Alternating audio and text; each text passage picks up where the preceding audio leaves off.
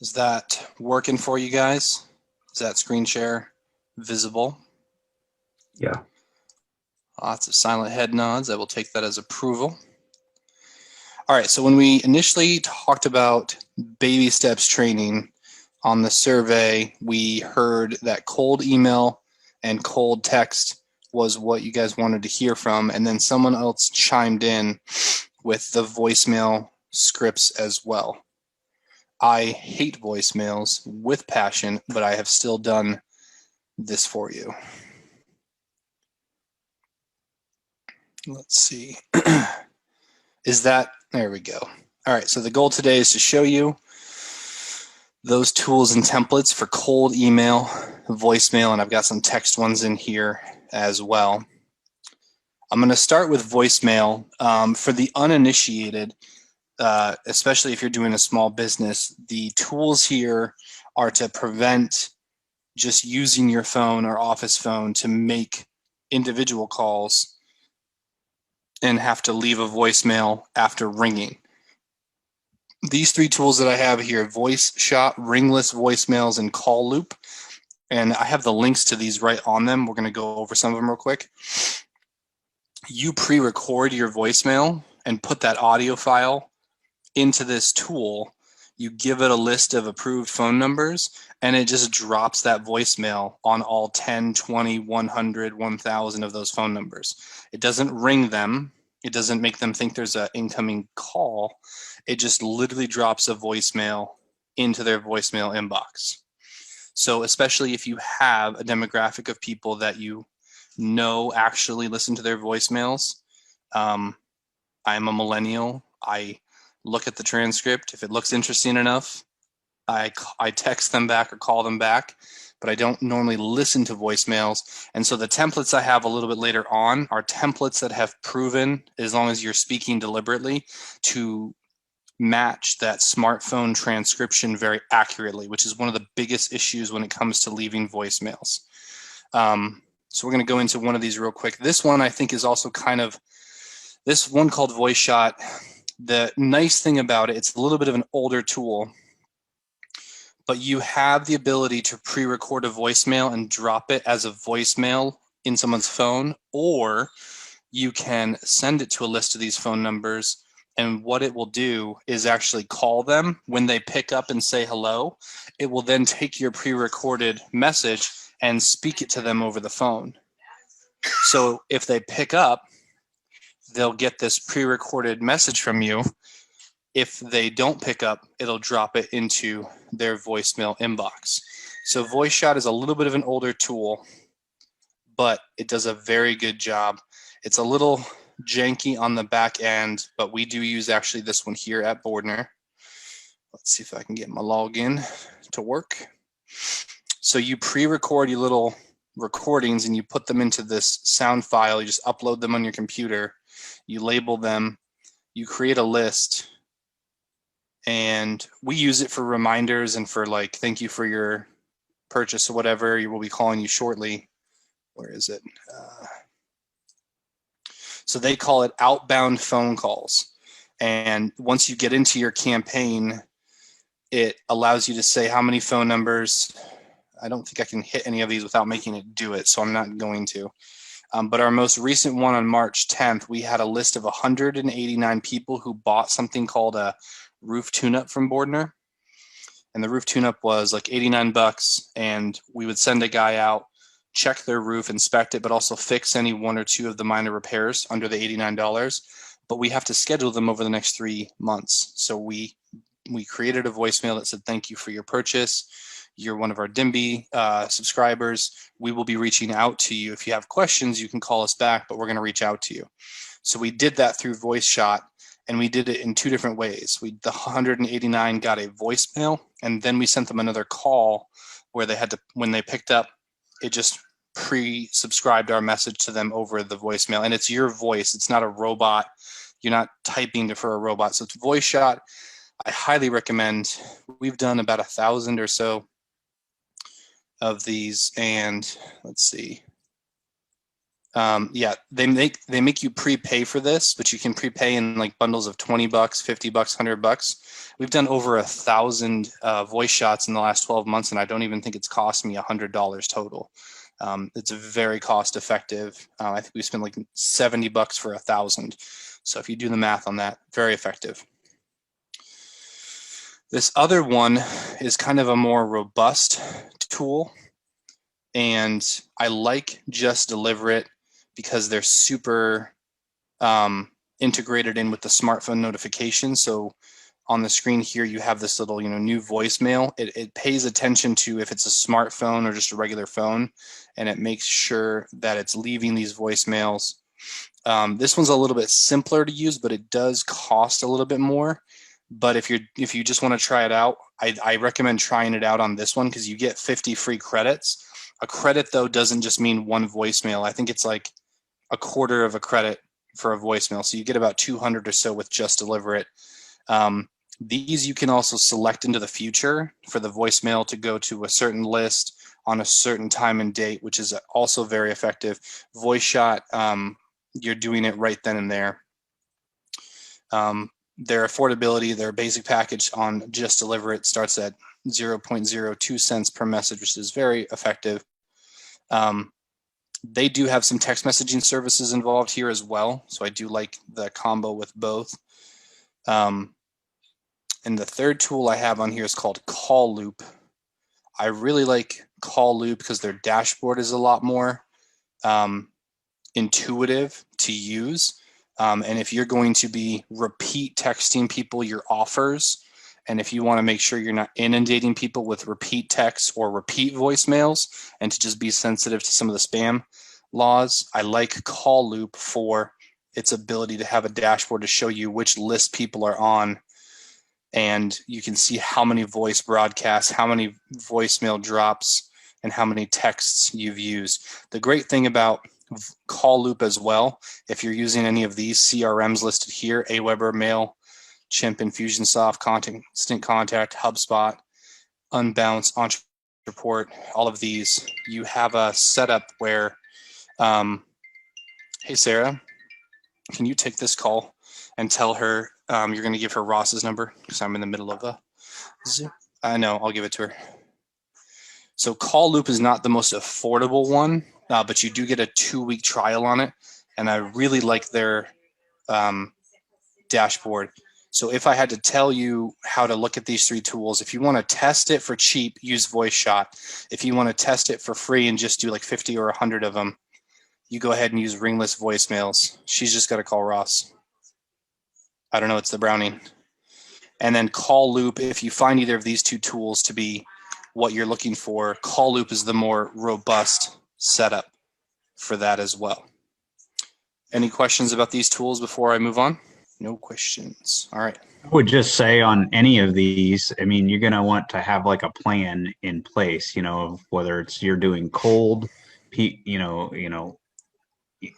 cold outreach that's obviously hard, but, people that have maybe expressed some interest in the past, but maybe never bought anything. Maybe it's a packet of repeat, clients that you've had in the last 3 months, year, whatever. If they're ongoing, like insurance clients that Chris and I have, we have clients that we've had for, years and years and years.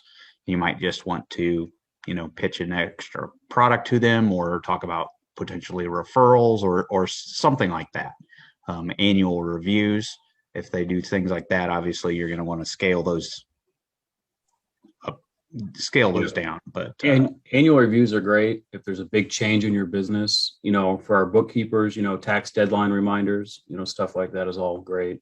Something that applies to several people at a time. Yeah. So the first That's a good idea.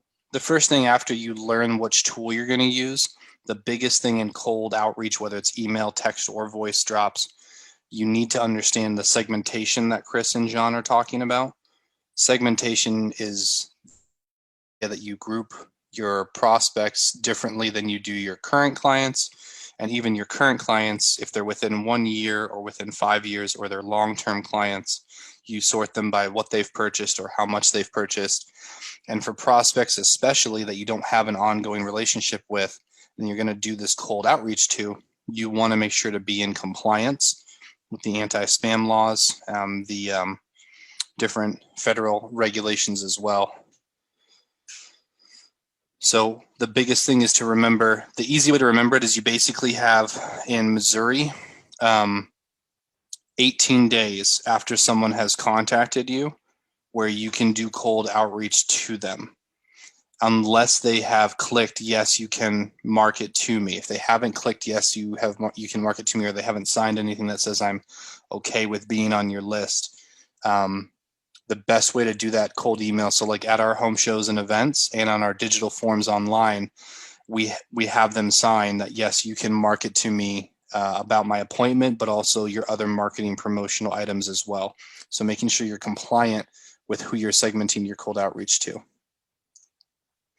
So I'm just going to rip through some of these templates here. We're going to stick with voicemails first before we go on to some of the cold email items. This is a basic pitch. So this is the voicemail that you're leaving. I'll read through this as if I'm leaving it, and then you guys will get this entire spreadsheet afterwards if you want to copy any of these straight from the slide deck. Hello, this is Kyle Benoit from Bordner Home Improvement. I'm calling because you have purchased our roof tune-up, and I'd like to talk to you about our full roof replacement savings. We have a special this month for up to 20% off your roof replacement. My number is 816-358-2102. I'll also follow up with an email tomorrow, and I look forward to hearing what you think. Have a great day. Goodbye. So this is a great initial pitch if you're trying to either upsell something to a current client, or for someone who has requested information from you and you just want to talk to them about the appointment. You could fit the appointment in there instead of just the offer. This is a referral one. I actually use this a lot as I reach out to different companies here in Kansas City that I want to do business with or network with, and I usually try to find somebody who's initially going to introduce me to them. But hello there. Let's put a fake person there. Keith Sarro. My name is Kyle Benoit, calling from Bordner Home Improvement. Keith reached out to me and suggested we touch base about working together. He thinks you'd be interested in learning a bit about Bordner Home Improvement's roofing and siding opportunities. If you've got a minute this week, give me a call at 816-358-2102, and we can talk more about our insurance, roofing, and siding opportunities for your insured customers at Insurance Company X. I also sent you an email with a little bit more information about our product service. Looking forward to hearing from you. Thanks, insert name, and thanks, bye. This one works really well on voicemail when you are broadcasting to like a small list. So sometimes I set up a voicemail and I don't put their name in there, but I do have like 10 new contacts at 10 new companies. So I'll just shoot this voicemail to 10 of those people instead of sending 10 texts or making 10 calls. And normally within an hour of sending those 10 voicemails, I have calls coming back in from those companies, from those contacts very quickly. And for our contact center, anytime we want to upsell their neighbor, if their neighbor gives us their phone number, we use this template to call the neighbor and say, hey, your neighbor, John Smith, is getting work done with us and thought you might be interested in learning more about what we're doing. And we are just shooting these as voice shots because we do these voice shots during the day, but most people work. So they don't have time to pick up a call about their neighbor's roof, their neighbor's siding. So we go right to voicemail so that we can save them time and hear from them after work. These two in here are kind of interesting. You'd have to be a little bit aggressive to use these. And it's especially somebody maybe who's a little bit hard to get a hold of. It's kind of with this first one here on the left. Good morning, Keith. This is Kyle from Bordner, returning your call earlier. Maybe they haven't even actually called you, or maybe you've called them in the past, but you're saying, I'm returning your call from earlier. If you still wanted to touch base, I'll be available between the hours of 10 and 2 at 816-358-2102. Feel free to give me a call or email me at kyle@thinkbordner.com. so we can set something up. Again, that's Kyle@thinkbordner.com. Looking forward to catching up. I don't know if you noticed a trend, but some of these voicemail templates are pushing people to an email that may or may not happened earlier. You do want to actually have an email or text that you have previously sent out, and the voice drop or voicemail is kind of a follow-up. Why that's important is when you have a voicemail, most people have a preference of either email, text, or an actual phone call or a Zoom call. If your preference is a Zoom call, you are a product of the pandemic, and I love you, but you're not normal. But when you are using voice drops, you don't want to assume the standard phrase, which is call me back. There's a lot of people that don't operate on phone calls all the time, or their best medium of understanding what you're trying to sell them or partnership with them on is via email, or they prefer text. So you tailor these templates to what you think your prospects are going to be most responsive to, and you want to have sent them an email or text ahead of time. Hold on, I have to close this door or I'm going to shoot my ears in the face.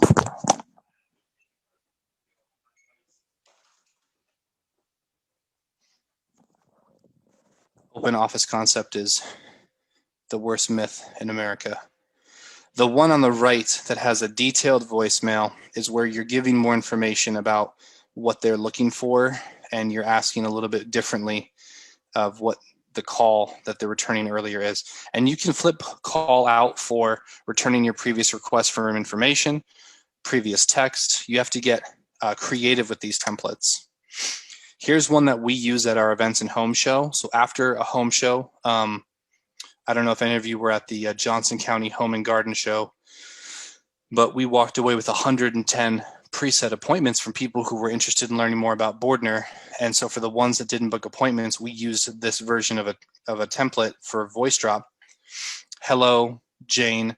This is Kyle from Bordner Home Improvement. We spoke at Johnson County Home Show about helping either your company, which would be an insurance company for us, or helping you as a homeowner with your roofing and siding needs. I thought a little bit more about what you said at the event.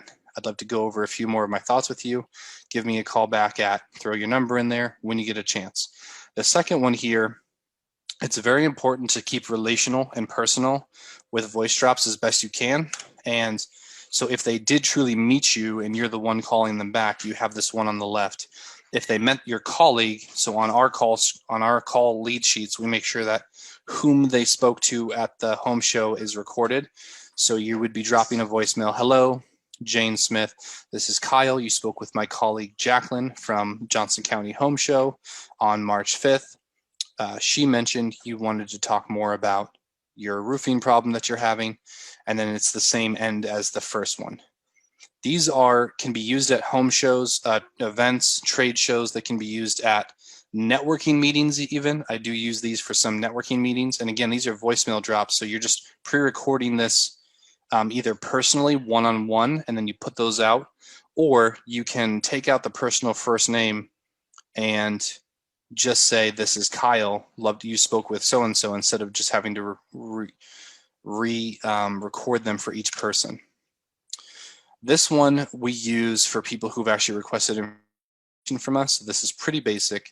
You requested info about our service or product. Love to chat. When you have a second, give me a call back. And here's a pro tip from the millennial. When you're doing this one, instead of voicemail dropping on a lot of our smartphones nowadays, you have the ability to write right inside of the text. We have the gray start a voice note.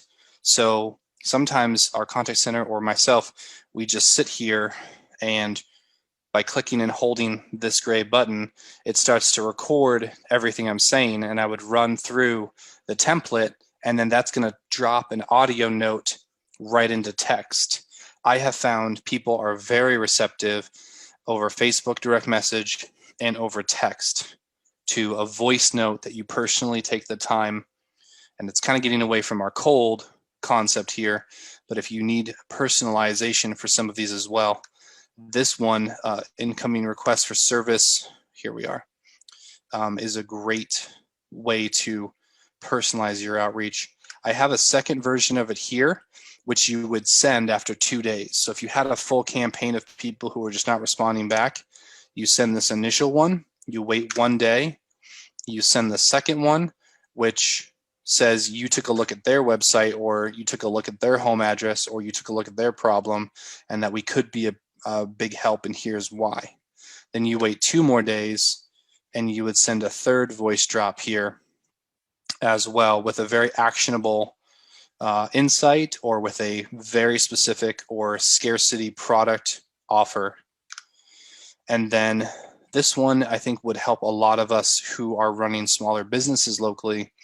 You're in a B2B space locally, or you're going to want to just talk locally. You're telling about other companies you're working with in a certain town with a company that they might also be wondering if you work with that company as well. So this one helps you with local prospecting, either B2B or B2C, or for neighborhood referrals as well. This is one I kind of enjoy because it has the phrase, how we can work together to improve either their company. And this is a voicemail template that also gets a little bit away from the cold outreach and more towards the personalization. I find this one very effective for trying to create partnerships, especially in the nonprofit world, but also in the B2B space as well. Any questions about these voicemail templates now that we've gotten through my list of them? No, I will say, when you're doing voicemails or when you're talking about sales in general, make sure you're always using, I don't know what they call it, but it's words like, when we make this decision, while we're working through this, after we make the plan. Absolutely. It's like assumed language is what they call it. But kind of look that up and make sure you're always using those assumed words, and it'll be a huge help. Yeah, and especially with some of these templates, some of these are after you've quoted somebody and you're trying to get them back on the hook for what they thought they needed, and some of them are just trying to get to an appointment. But in the marketing and sales world, you want to assume a joint effort in the decision, education, and prospecting phase. That Chris makes a great point here at our contact center at Bordner. We use the language, how can we help you? And then as soon as we get past how can we help you, it's, well, let's take a look here. Or when can we assist you guys with this? But that inference that he's talking about is after the sale, and then our sales guys start to use the language, how can we make this work together for what you're looking for? And that inference is very important for some of the syntax of these voicemails. Any other questions? I want to go back to just the technology part of the tools that we talked about, Voice Shot, and the other one, Voice Shot and Call Loop and Ring List. These all can be set up in less than 10 minutes with a dashboard, and then you get either a phone number that is going to be assigned to your account, and however long your voicemail takes you to record, like you have Memo on most of your smartphones or in your laptop, you can record through your microphone. Record that bad boy. It takes about 2 to 3 minutes to even write yourself a quick outline, try it a few times.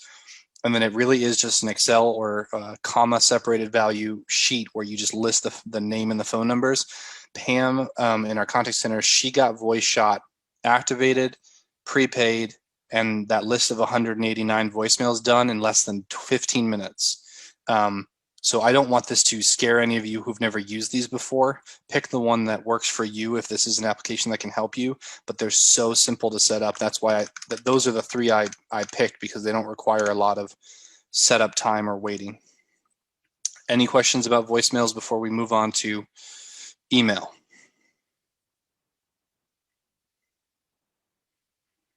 I will take that as a no. Keep going, Kyle, so we can get out of here. All right, so for cold email tools, I have 4, one of which I've talked about before called Mixmax. I have Mailshake, Gmass, Mixmax, and Reply. So I'll just walk you through these 4 real quick. If you have questions, interrupt me. Mailshake is wonderful because you can take people who've come off your website or in an email spreadsheet, put them into an outbound cold email campaign, but in an automated way. So if you know what your email campaign is and you write a template for the first, second, and third email, you can just input a list and say campaign 1 or campaign cold sell or campaign winter, and it'll just send those emails out on a kitchen timer when you say how to do it. What's great about Mailshake, let's see if I can find it here.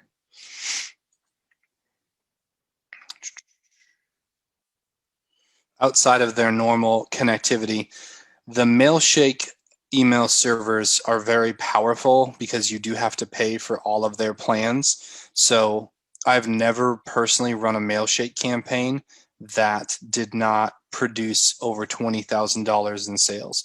What I mean by that is I have used Mailshake when I had a digital agency and we sold ebooks or coaching courses to marketers. I've used Mailshake for my personal website agency on the East Coast, and I've used Mailshake for prospecting to people for Boardner who, after they said we want more information, have never emailed us or texted us or called us back. So in a B2B, in an online, and in a B2B format, Mailshake's email servers are some of the best on the internet to get into email inboxes that may not have put you on a marketing list yet. GMass is great for any one of you who really live and die inside of your G Suite. So I used to build my email template in Google Drive and go over to my email. And then as it's showing you on the screen here, you can literally go to your sent email or to your inbox, highlight people, throw templates right in there, trigger them to go right from your Gmail email. So this one works a little bit better if you're doing cold outreach to people who are already in your Gmail inbox, and maybe you've at least exchanged one email back and forth and then they've decided to ghost you. I really do like their interface. My personal favorite though is Mixmax because they have a Google Chrome extension and it lives as a layer on top of your G Suite or Gmail email, and they use your G Suite server without adding a spam. There's something called a spam tax when you're doing a send by server. And so Mixmax is kind of the best of both of the two I've just shown you. But it is nice in Mixmax to create multiple campaigns for the different stages that a lead may be at the educational phase. You can click send them 4 educational emails very cold. I don't know why iMovie, I clicked it by accident. Sorry about that, guys. I've linked their blog because they have written what's called the 7 building blocks for writing any type of outreach email. And this is a template that I've used in the past. Lead with value, keep it brief, stay natural, be honest, keep the email about them and the benefits for them. Always still include a call to action and always follow up.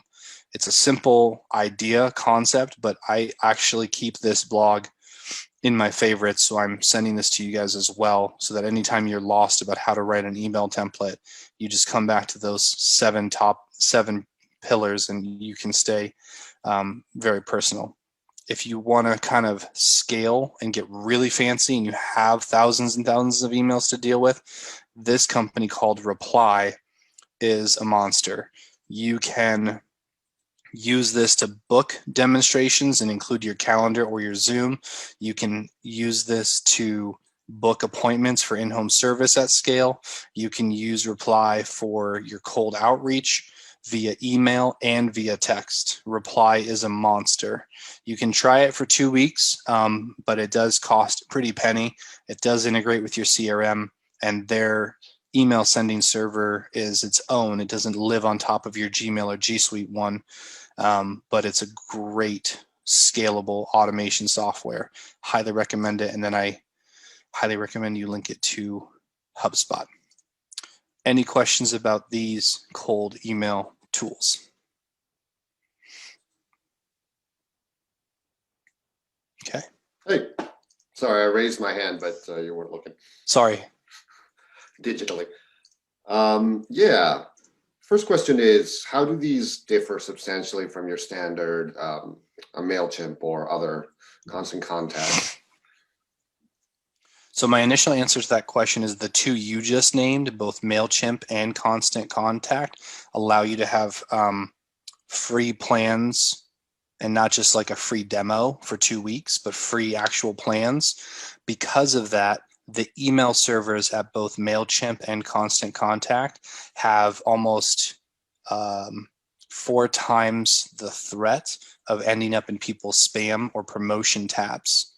So I do not actually recommend either of those two programs for regular email or cold email, both MailChimp and Constant Contact, because of the amount of people who've used the free plans have started to create a lot of spam warnings against anyone else who then tries to use MailChimp or Constant Contact for their regular email outreach unless they've gone through a double opt-in, which I don't disagree with double opt-in. I'm talking about some of these cold email plans that have very dedicated servers that have been protected, and you can get 2-week trials, and basically even within the 2-week trial of these plans, they don't let you send that many emails, and that's to preserve their spam rating and their email server's integrity, because even though you're doing cold outreach, there's still a lot of regulations involved with that. There are ways to do cold outreach at scale for almost free and rip into people's inboxes, but I don't like crossing that ethical boundary and that integrity boundary. So the tools I'm suggesting to you have high security, high integrity. They're going to let people easily opt out of your cold email, but they're going to get into people's inbox the quickest, and they have the best analytics to show you. And actually inside of at least Mailshake and Reply and Mixmax, you start to get a warning. Hey, you've been spam listed by these type of emails already. Here are the ones we think are going to start spam listing you, so take them off your list. So there's a lot of tools inside of these tools to make sure you're not harassing people, bothering people.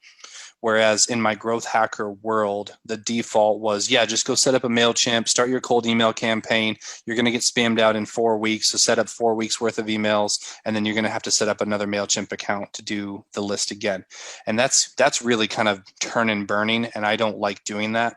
So Constant Contact hasn't kept up with a lot of the protocols for double opt-in.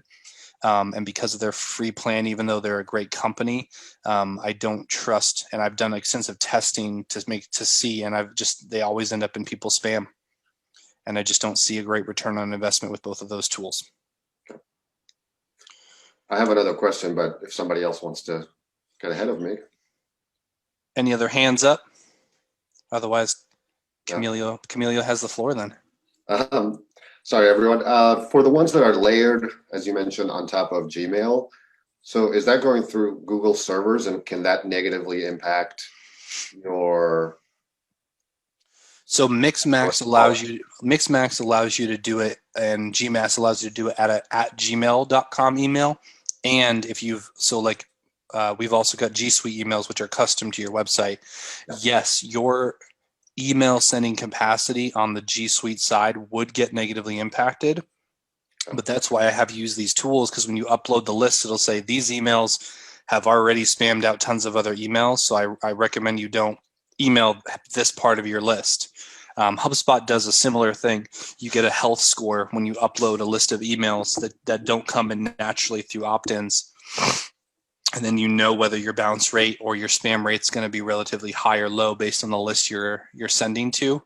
And then they kind of tumble through that list and tell you whether you should or shouldn't. You can ignore the warning and cold email away. It is that does bring up one other cold email point. If you haven't done any email marketing from your email before and you're going to attempt cold email, I usually recommend people open a second email to do that from. So like I have Kyle at thinkbordner.com, but I do all of our cold email outreach from Rob at thinkbordner.com, our owner's name, and he doesn't use that inbox. He uses robert.petkin as his personal email, but I use Rob at thinkbordner for cold emailing when I do a little bit of it, and for my email marketing.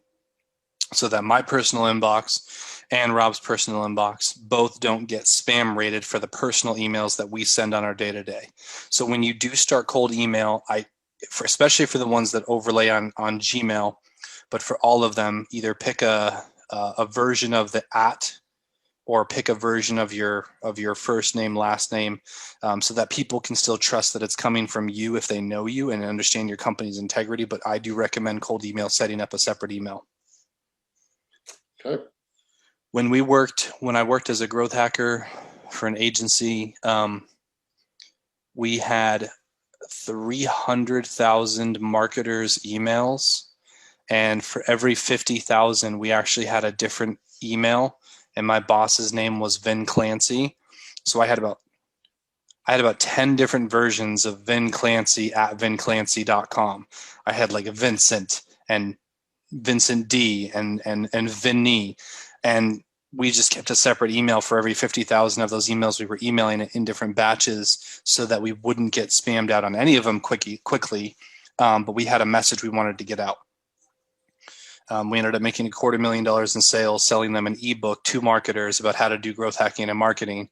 And we had to pay attention to the email spam, the bounce rate on a daily basis, and take any threats back from email very seriously, apologize to people, take them off lists. We had to hire someone part-time to just troll through the emails that came back, look at the bounce rates, confirm that that person's email wasn't on another list or going to get hit with a different sequence later on. So you do have to pay attention to your dashboard in any of these tools and just make sure that you're not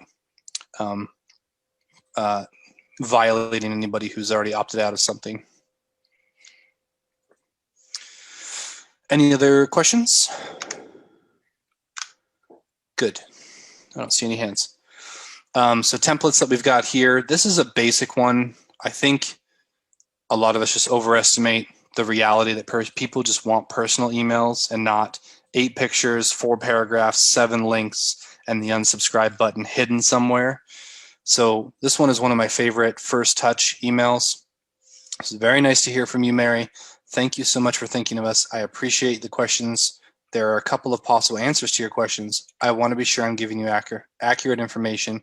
Would you mind if we just spent 10 minutes over the phone? Warmly, Rachel. There's not even a link in here to schedule that time because your call to action is, I want to reply from this email. And when it's personal, we don't put a call to action in our email. We actually just ask them, hey, do you have 10 minutes or can you call me back? Let's set that up. Keeping it this simple for some of your cold email outreach. You guys who are selling stuff could change out questions for, I appreciate the feedback. I appreciate your time last week. I appreciate your interest in what I do. There's, and then that way you're tailoring it to what your needs are. This one's a little bit, you have to use this one selectively. Hi, prospect. Just left a quick message at the office for you. I chuckled a bit when I got an automated email this morning from your predecessor, who we worked with briefly, and before him, other former coworker name, insert, who we worked with as well. First and foremost, congratulations on the upcoming new role. I'm sure you've got a lot going on. This conversation might be timely or not. If you're stressed, this is my go-to, and there's a link in there of something silly for stress relief on the internet. My role here is working with businesses in the area and how they can effectively and efficiently drive more traffic to their website, increase conversions, and nurture leads for customers. How has your first month kicked off so far? So really no true call to action. You're basing this off of their predecessors, and actually what you can do is you can go into LinkedIn and find the name of their predecessor, because most people don't actually change their LinkedIn or Facebook job that they've worked out and throw that actual name in there. And you're kind of trying to open up a little bit of a quirky welcome to the job kind of email. And it's actually a great tactic if you're trying to get past a gatekeeper. It really helps create more of a conversation about how the new job's going and see if there's still a partnership to be had. You can even do this for people who have started a new role and you only know the name of the predecessor, or rip the predecessor part out. If someone's just started a new job, and guess what? LinkedIn tells you every time someone starts a new job, and you can actually use the LinkedIn tools I gave you last time to make a list of people who've recently just gotten changed to a new job. And then sometimes they'll say like, I don't know you. How did you know? And then that's your chance now that you have an email going back and forth to say, well, I saw the update on Facebook, or I saw the update on LinkedIn, or so-and-so told me about your position, and I've previously worked with people there. And then just you're being conversational with these people. And that can be a huge turn on in a business relationship, to actually be personal and not just pushing hard for anything more than congrats on the new role. Don't get too stressed out. This one here is called a follow-up email. So, hey, Keith, hope all is well. I put a reminder to check in with you to see how things were going with name of campaign initiatives. We had discussed a potential partnership a few months ago, haven't been able to formalize our recommended engagement. Love to catch up, opportunities, strategy, time to connect next week.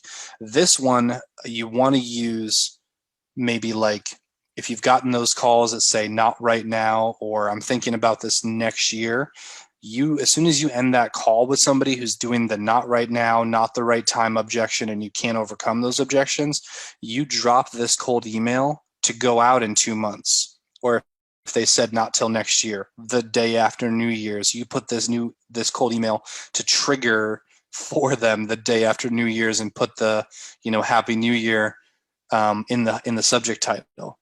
I like this one. This one works. I like this one works really effectively. What do you like about it specifically, Angela? Because you're letting them know that you remember them, that you've had a friendly conversation with them before, and that it left good feelings last time. So you're like following up with them, seeing how they're doing, seeing if they have considered something different now.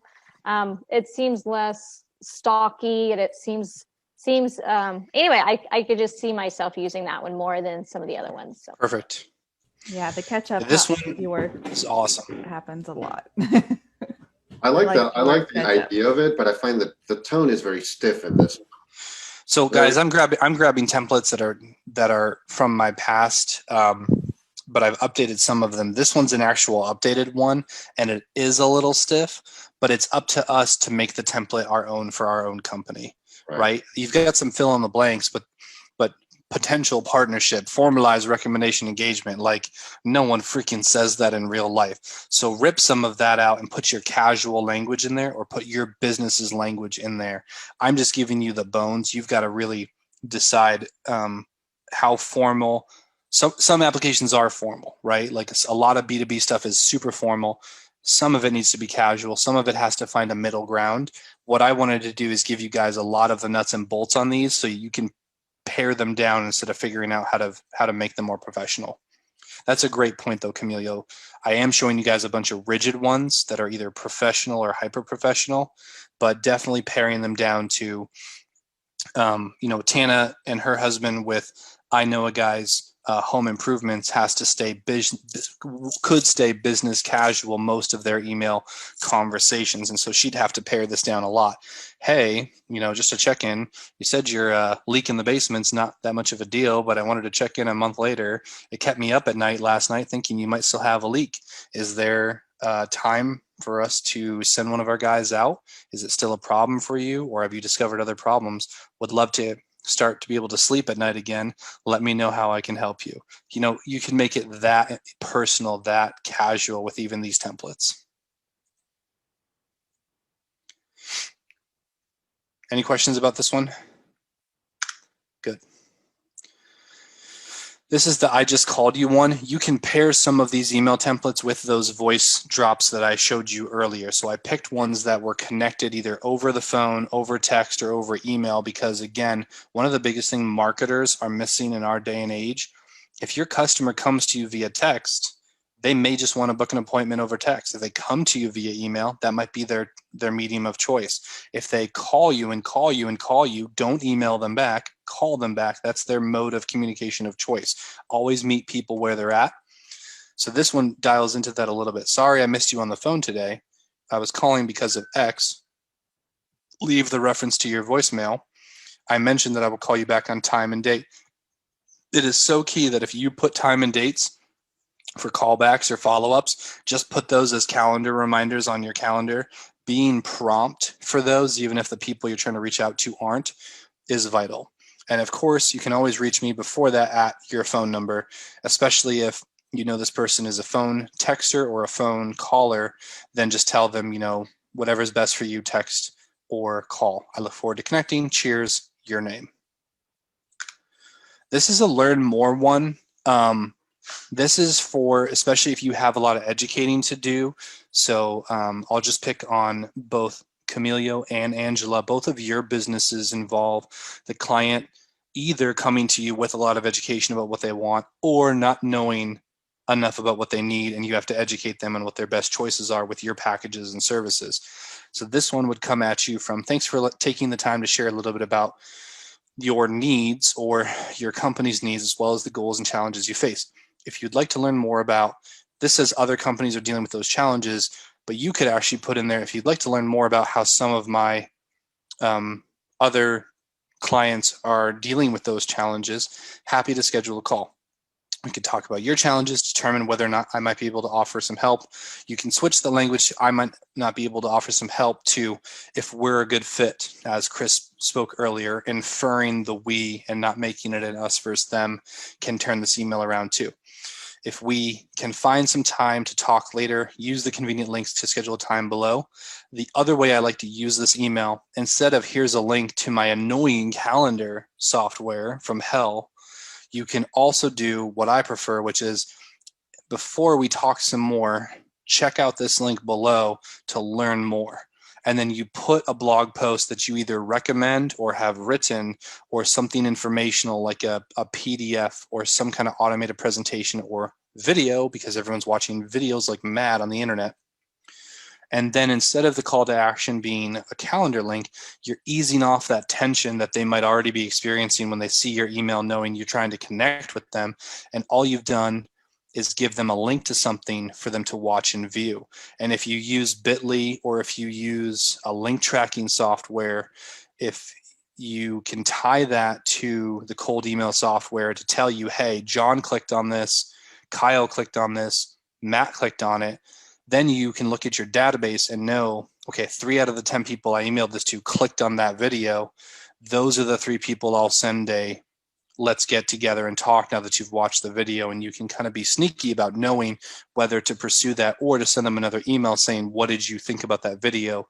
Because you know they haven't clicked on it yet. This one is curious why you didn't buy. I'm not going to go over this one a lot, but I will tell you guys, even in the home improvement world, we have found a lot of success emailing people. What feedback would you give us? We noticed we weren't able to be the right solution for you. What could we change? What did you like? What was clear? What was not clear? And either give them a PDF to fill out the survey or give them a link to fill out a survey. But truly, you're also just giving them the opportunity to email you back and just tell them the feedback. And sometimes people not knowing that you're open to feedback is what prevents the sale. And there might be like 1 thing or 2 things that in their mind are not clear. That's why they're not choosing to work with you or buy from you. And this email pulls that tension out and says, hey, I want your feedback. Tell me what's going on. What do you need clear on? And either having an educational piece at the bottom or having a survey can work wonders. At Bordner, if after 14 days from the appointment and our follow-up, you don't actually buy from us, we actually send a version of this email template as a physical letter on paper, even though I hate and despise paper. We put it in the snail mail and we put a $2 bill in there. And the letter kind of says, hey, thanks for the opportunity. Looks like we're not a great match. Can you fill out this survey? And we actually put another envelope with postage in there and actually ask them to rate everything and give us some honest feedback. People get that in the mail, and half the time they send it back, half the time they ignore it. But there's a ton of people who will get the email, that letter in the mail, and call their sales guy back and be like, hey, I got this letter. Really, I just need to tell you, I didn't like the price, or I didn't understand this one option. And then the sales guy is able to re-engage a customer that we all thought was in the wind. So whether you email this out or put it through the snail mail, great opportunity to just open people up. This is a version of it that I think can make sense for a younger audience because it's a little bit more direct, or a busy audience, I should say, not just younger. But thanks for the quick response. Didn't make time to talk. I have one question. What would need to change in the future for it to make sense for us to either talk, work together, or be the opportunity you need? Thanks for your feedback. Just that alone generates a ton of email responses. This is called the breakup email. This is after you've sent 2 or 3 of the previous ones. It basically says, I've tried to reach you a few times, haven't heard back, which either tells me you're all set, you're still interested but don't have time, you've fallen and can't get up, and in that case, let me know and I'll call someone to help you. Either way, let me know. I'm starting to worry. Use a version of the humor that you want on this. I get so many people who will call me right after I send this email and be like, dude, that was hilarious. And also, here's why we haven't worked together yet. And it just gives me an opportunity over the phone or back in email to figure out what's going on. But the more humor you can use to alleviate what is the sales tension really helps up. This one, Angela alluded to it earlier, is called the I feel like a stalker email. And this would be the 4th or 5th email in your chain. And it says, how's it going? I feel horrible troubling you. I'm starting to feel like a stalker. Much appreciated. If you can just let me know if you're going through XYZ, which is buy, sell, need a consultation. If not, I won't send you another email. Here's the most updated list of X I've worked with. So it's either a case study or a blog or a list of the people that they've worked with if they need a testimonial or a review. But anytime you say you're a stalker, then you also want to pull other people in or other ways for them to examine your company. Sometimes we use this and we put in the list of a few homeowners, if they want to, approved homeowners that have said, yeah, you can give my number out to anybody and I'll tell them anything they want to know about Bordner. Or you put a link to a case study landing page. This one gets a lot of responses from the right audience. Permission to close your file. This is a little bit more formal version of the basically you're not interested, I haven't heard from you. This is a follow-up. Seems like you're interested or busy. Do I have your permission to close your file? Close your file is such an older term, but people understand what it means. You don't want to change that to say like, yeah, close your account, because they might think, oh, do you have my credit card? Saying close your file is pretty universal for people to know I can stop marketing to you, you're not interested. Looking for input, it's another version of that survey. Was it something I did? It's a little bit of a transparent email that can seem personal if you write these templates out specific to your type of client. Love this email as well. All right, people, I'm 1 minute away from the hour. What's your takeaway? What didn't make sense? What are your questions? Can I ask you a quick question? Can we go back to the first email? Do you really know Mary in this email?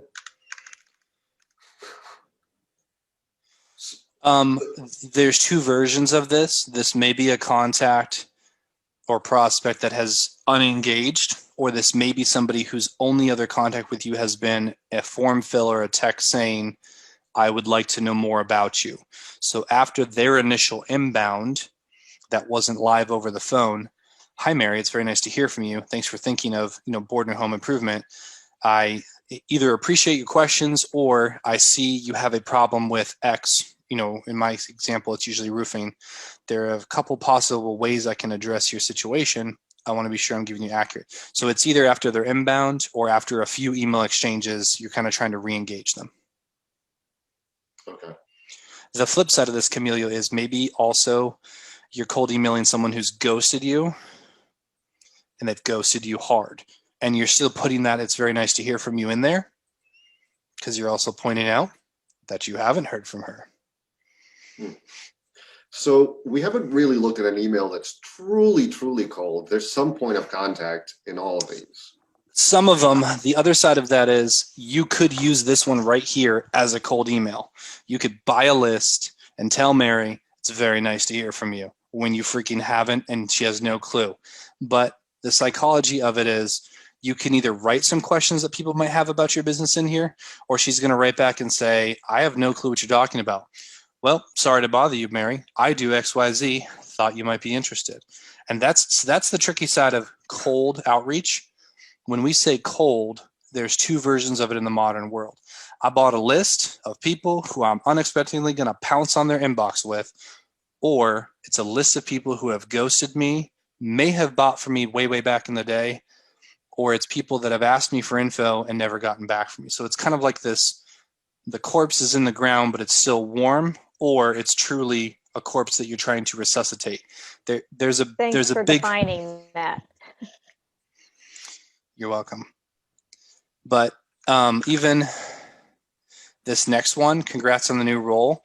You may be going through LinkedIn, find some prospects that have just changed jobs and they're your target market, and you're literally saying, I left you a quick message, congrats on the job, and you may have had no contact from them other than ripping their email out of LinkedIn like I taught you last time.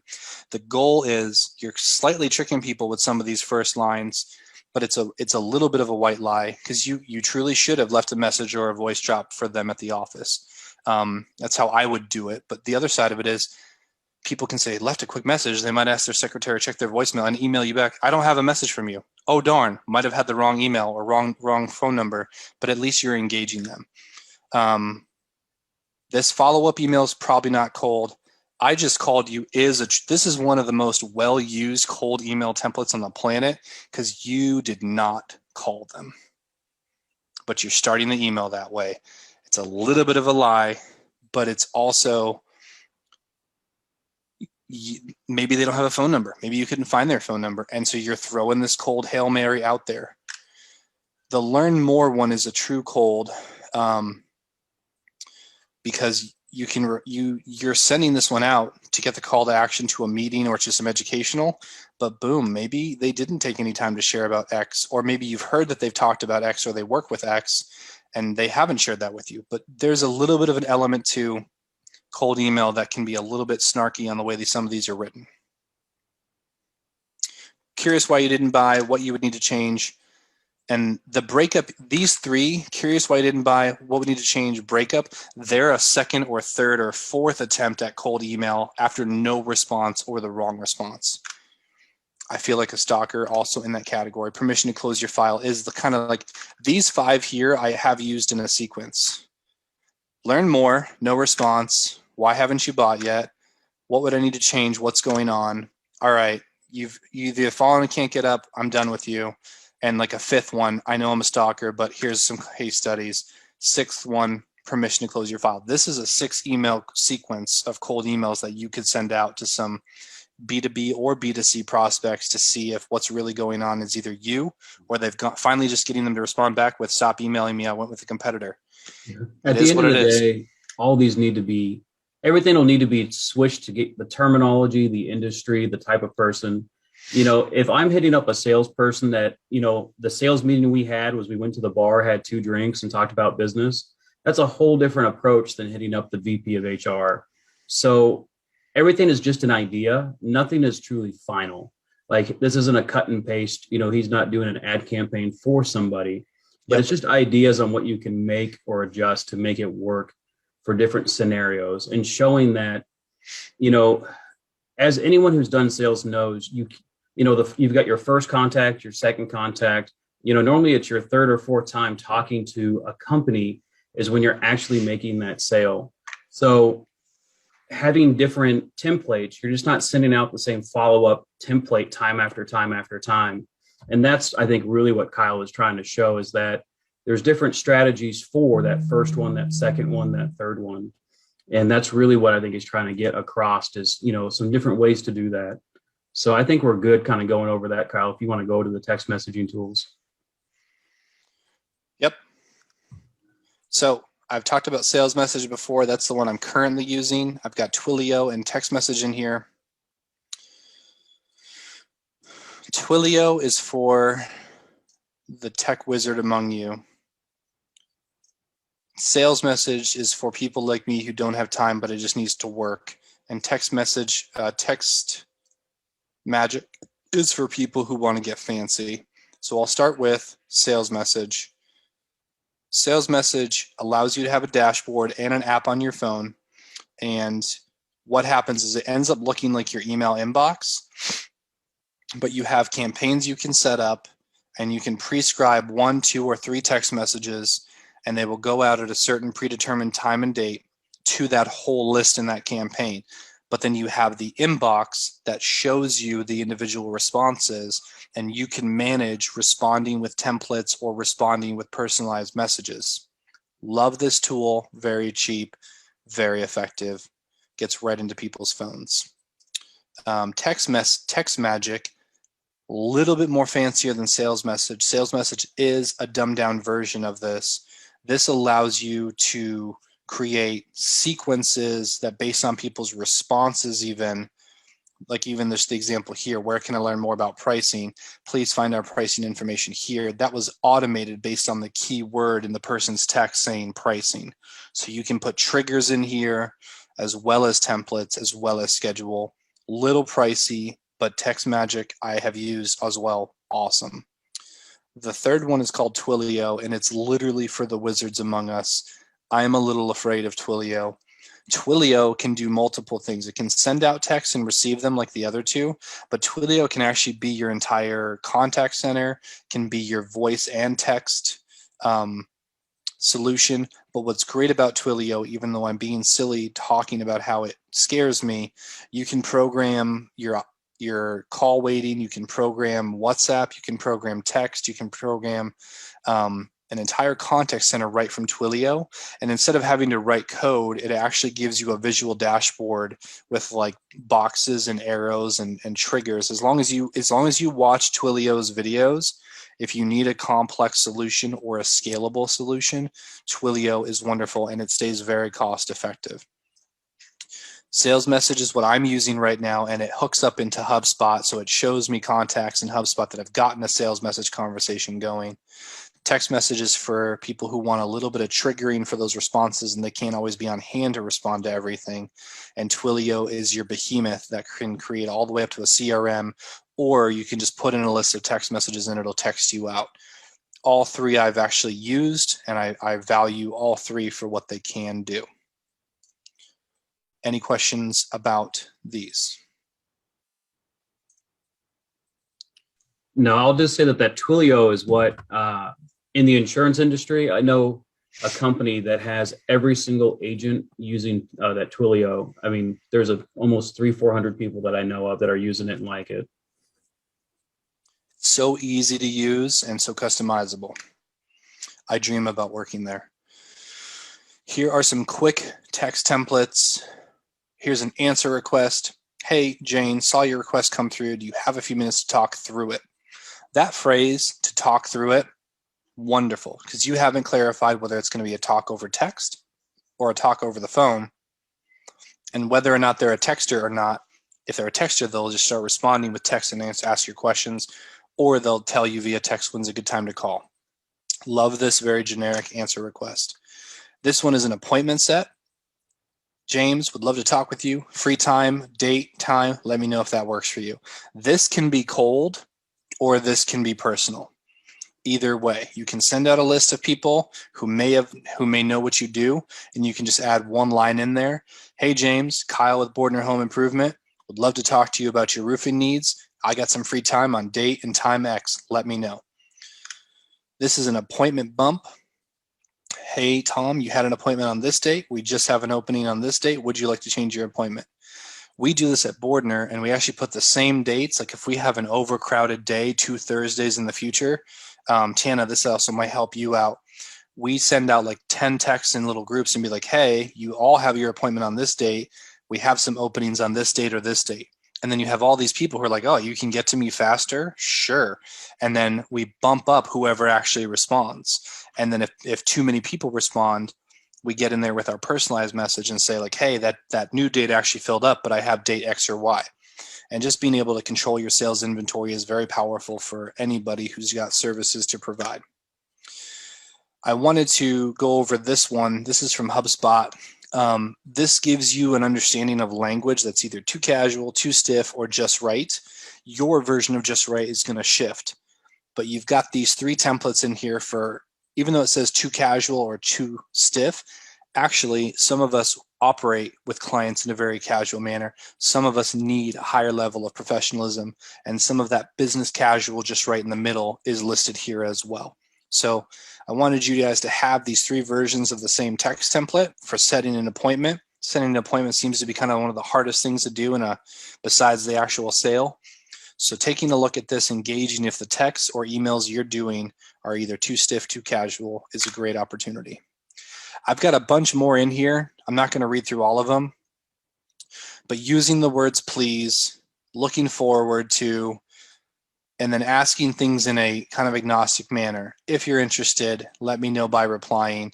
Being clear in some of these text messages is a very valuable tool for text templates.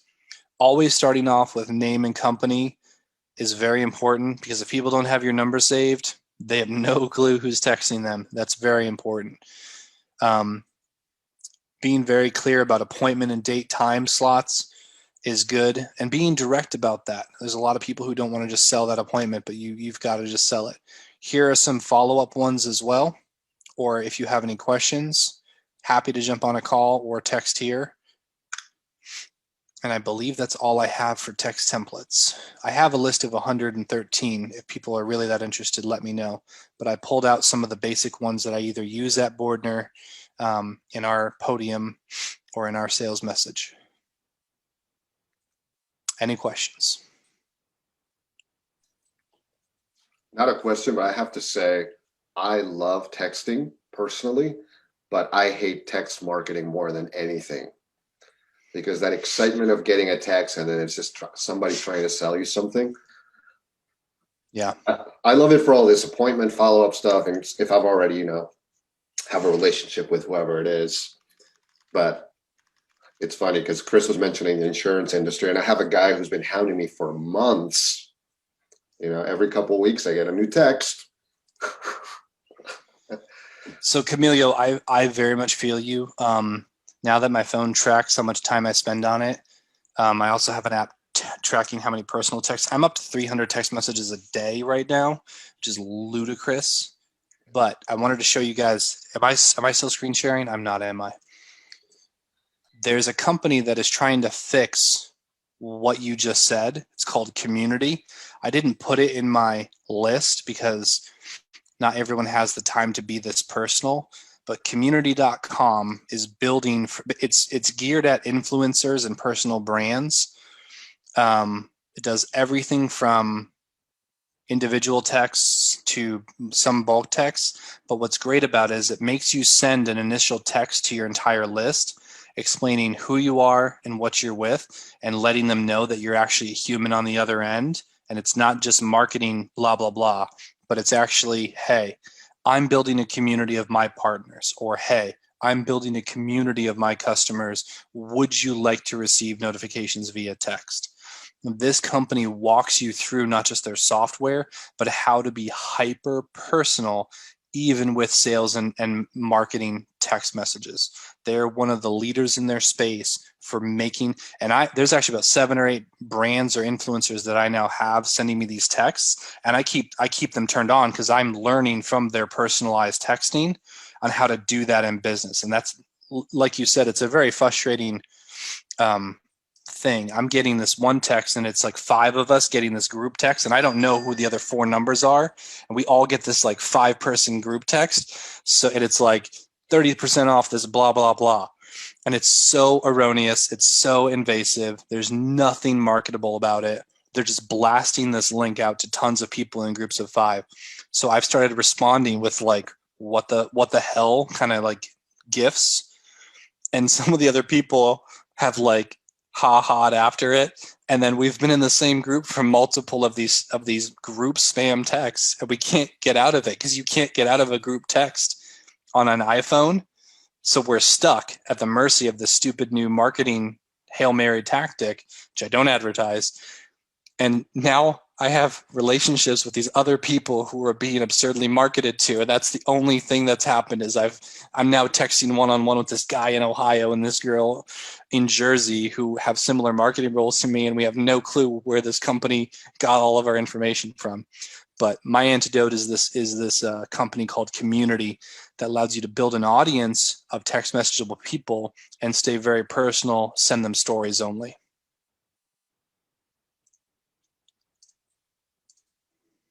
Kyle, Yes. they want to say bye. See ya. Tell them to go to work. They're done. They got it all done. Sweet. It's all set up for you, sir. Thank you. Chris, these are great stats. It shocks me that 50% of salespeople never follow up. It shocks me that only a quarter of these salespeople never, quarter of them actually make a second contact. Only 12 only make a third contact. All right. So in our brokerage, like we've bought leads for people and we can assign those leads. So people have literally gotten a piece of mail, wrote their name on it, mailed it back, and agents are in charge of calling them and saying, hey, you asked about this. Well, we can track if they've even opened that lead and called them. And these numbers are real. I mean, they do pan out. And it's incredible that most people will do one or two and be like, that's it. But it's, it's annoying when you get multiple calls. But anytime you call someone is always an invasion. People are always doing something. So no matter when you call, when you email, when you text, they're always going to be doing something. You're always going to be interrupting them. So, emailing them multiple times, texting, calling, it does take more than one follow-up attempt. You can't just call once and have it done. So, utilizing, email campaigns, text message campaigns, the ringless voicemail, utilizing more than one of those at a time is what's going to help take a lead go from unsold to sold. So I mean, figuring out how you can adjust some of these campaigns that Kyle has shown and incorporating it into your day-to-day business. Chris, I think that may be the only way I would do that to feel comfortable reaching somebody 12 times is if I've tried other avenues, Facebook, email, text, different varieties of what they have. Because that to me is uncomfortable, but I'm not at that stage yet. I need to get more comfortable with that process. But it's when you do you're not sending these out 12 days in a row. You're spacing them out and you're being a little methodical about it, and knowing how often to hit them up, and the sooner, right after you meet them more often and then spaced out, because you want that immediate contact. You kind of do need to be in their face right after you meet them so they don't forget who you are. That was actually my question, the spacing out. I take it there's no magic number of days or weeks. Because right now I'm doing 2 weeks apart. Just it's something like I came up with. Between first and email? second? Between emails? Yeah. If it's the first time they've ever reached out to you, I recommend every 3 days. For 2 weeks. No, these are truly cold, so they don't know me from Adam. If it's truly cold, I would do every 5 days. 5 days. Okay. Yeah, 2 weeks. So 2 weeks is they forget about your email. Right, that's what the second one is for, to remind them. Most people don't read the first 3 cold emails at all. Right. Once they've seen it a 4th or 5th time, or the subject line was juicy enough that they read it. So you are wasting some emails in one sense if they're not picking it up, but that also might be the wrong client. Either way, 4 emails in the first 2 weeks can be a very effective cold outreach strategy. And the recommendations are Tuesday night, Thursday afternoon on the first week, and then Wednesday morning of the second week, and 7 o'clock on Friday night, the second week. Really? Because that's when people have cleared out their inbox, and then you're going to be top of mind before their Monday emails for after that into that third week. But we used to be very religious about that. Now, that was about 2 years ago that I used to be very religious about that. I don't know anymore if that's 100% true. If you Google best cold email times of day, you'll have to find the blog that tells you whether it's B2B or B2C, but either HubSpot or Sales Message or Salesforce, HubSpot, and Infusionsoft. If you find one of their blogs on best time of day to cold email, they keep their stats up pretty huge. But the time of day, the opposite, because if everybody's doing those times and days. Well, cold email is different than re-engagement, right? Re-engagement, you actually just want to Hail Mary at noon and 5 o'clock, because that's when people have stopped working So like for me, a B2C re-engagement is noon on their lunch break. Maybe they're checking their phone's email, or 5:30 right before dinner, so that they have to think about it during dinner. Yeah. And it's after the work hours. We've got like 3 people with their screens off, but remember, anytime you do marketing too, it never hurts to do an A/B test.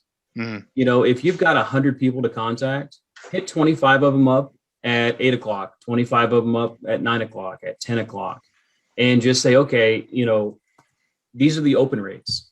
My 8 o'clock sucked. My 9 was good. My 10 was better. It looks like 10 o'clock is good. So the next time you do that campaign, say, okay, I'm going to do the bulk at 10 and the second best time and see which one's better. But I mean, there's never going to be a one-time perfect, but you always have to be doing those A/B tests to see what's good and what's not. And if you're doing it at the same time, you really get a good comparison. But, you have to constantly be doing that and then seeing what works, taking that and then trying something new. So looking at those times, looking at those emails and seeing what the open rates are. If it's broke, keep breaking it. Yeah. I mean, the thing of it is, if you're not getting a good response, it can only get better. I mean, you can't, if it's not working, doing the same thing is not going to make it magically start. You gotta start switching those times up, switching the messages up. And that's too what I really liked how Kyle phrased it. On everything, he had different strategies for different times of contact. So people aren't getting the same message. It's completely different. I mean, it's not completely different, but the message is different each time. And when you're doing any kind of marketing, that's a great idea, is to always be doing something different the second or the third or the fourth time. When I had my marketing agency, Chris, we used to tell customers who were interested in working with us, we can guarantee 100% email open rate. And they'd be like, no, you freaking can't. So our strategy was simple. You give us a list of contacts that you want us to email market to, and every time someone opens it, we'll do them through a different sequence. But anyone who doesn't open the first email gets the second email. Anyone who doesn't open the second email gets the third email. And we go all the way through that list, as many emails as it would take to get all of the people on that to either say bugger off, unsubscribe, or open it. And we could prove we had 100% open rates, but it took a lot of getting hyper creative, like you just said. Email subject lines, the preview text of the email, and the first few lines of that email. If you can't get someone to open your email with those 3 fields, then you're just not trying creatively enough. Now, this part is over my head, but I'm sure Kyle can expand on it. If you're sending a bunch of emails in the open rate, or you're getting told that they're going to spam, can't you change the server that they're coming out of? Some of the tools allow you to change the server, and then my favorite is just change the sending email. Like I do send the majority of ours from Rob at Think Bordner, but I now have a list of 2,000 people who've never opened emails from Rob at Think Bordner. So they're now getting emails from Robert at Think Bordner. And if that doesn't work, they're going to get them from Kyle B at Think Bordner, or they're going to get them from, we just set up an email, Rob the Builder at Think Bordner. And it may be the email sender, it may be the domain name. So I might have to try bordnerbuilt.com domain that I have for some email marketing. So it might be first name, it might be the email, the domain URL, it might be the subject line. You might need to try sending a few individual emails so they're not on a list and see if that gets past the spam filter. There's a lot of things you can try to, if people are just not opening that email. All right. See ya. Yeah, so I mean, there's no perfect way to do anything. It's a lot of trial and error. But do want to take the time to thank Kyle for putting this on, putting all that info. He did share the doc that has all the slides for today.